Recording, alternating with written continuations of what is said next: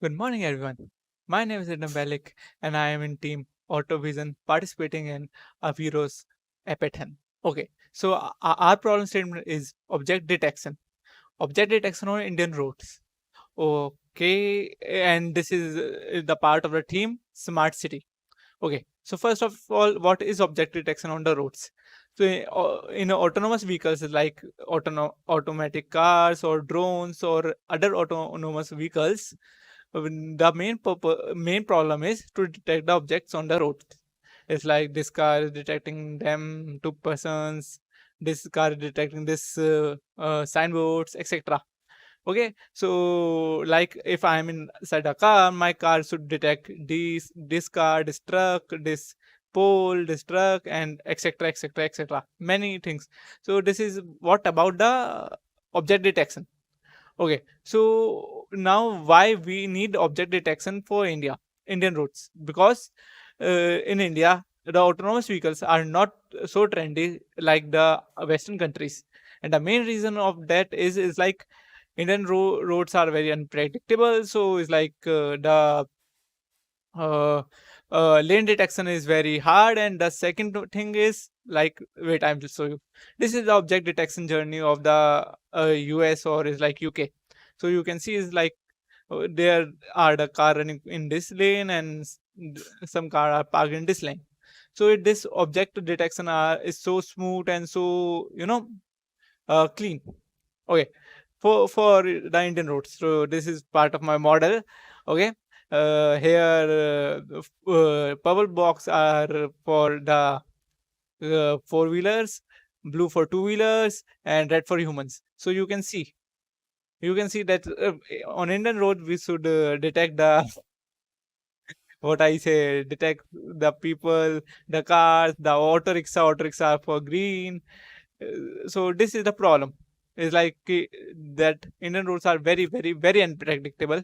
So in this problem statement, what we are going to do is make an app for a for Appathon to predict the scenarios in Indian roads. So this is a part of the R object detection, and this is one sample.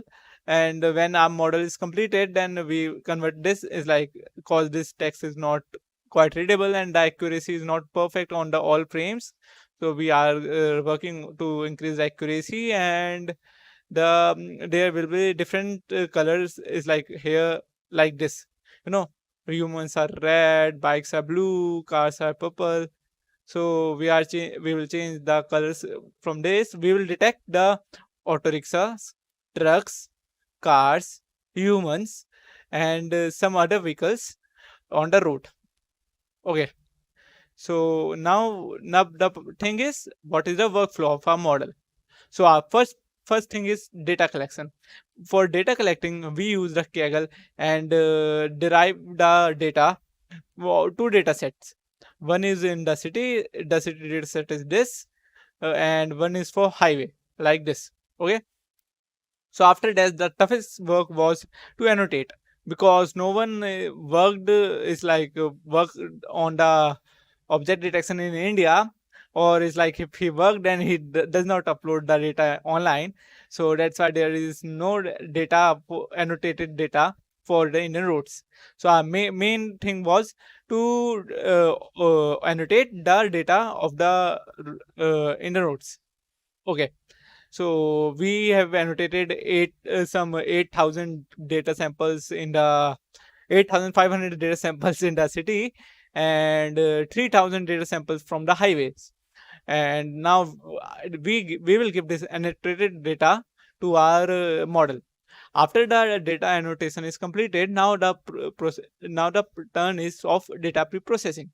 In data pre-processing, we have done some changes. Is like that we just remove these parts and we just converted it into 1024 by 1024 pixel frames, because the data which we have selected, which is resnet mask, is 1024 by 1024, which is highly recommended for the object detection in image segmentation.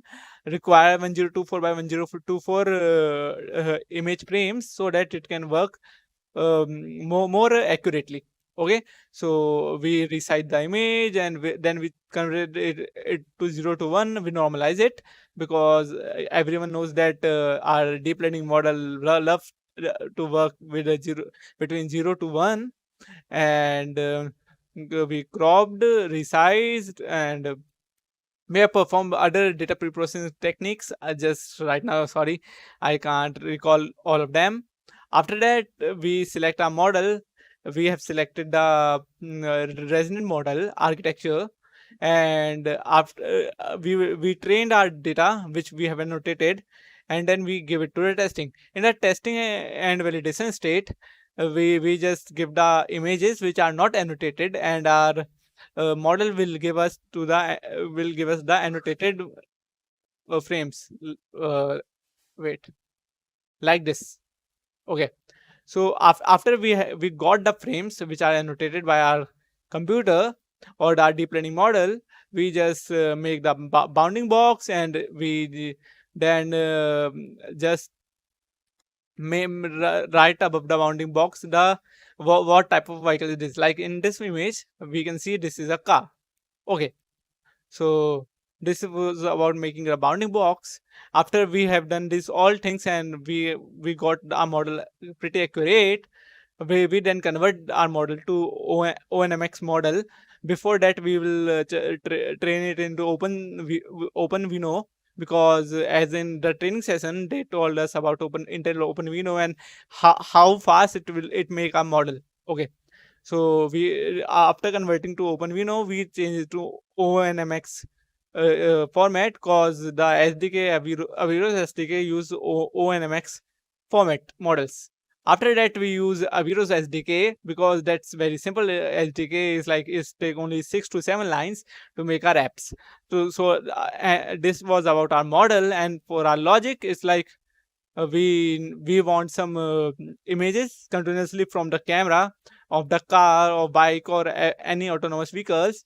We just take the image input from the cameras, and then we then pre-process it.